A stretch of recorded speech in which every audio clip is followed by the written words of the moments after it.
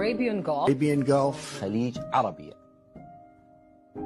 قدیمی ترین نقشه موجود از خلیج فارس، این لوح گلی بابلی از قرن هفتم پیش از میلاد مسیح سند کهن دیگر سنگ نوشته داریوش بزرگ هخامنشی است.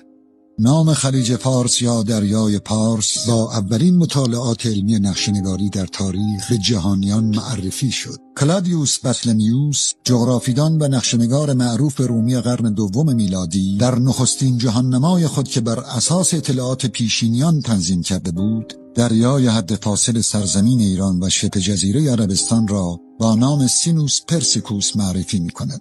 اطلاعات جغرافیدانان یونانی پیش از بطلمیوس، گزارشات نارخوس، سردار اسکندر مقدونی است از سفرش در این دریا در قرن چهارم پیش از میلاد مسیح. تقریباً یک قرن پس از سفر نارخوس، اراتوستن دانشمند اهل اسکندریه نقشه جدیدی از جهان ترسیم می‌کند که در آن موقعیت دریای پارس به درستی مشخص شده. این نقشه بعدها توسط هیپارک و استرابون تصحیح و کامل می‌شود.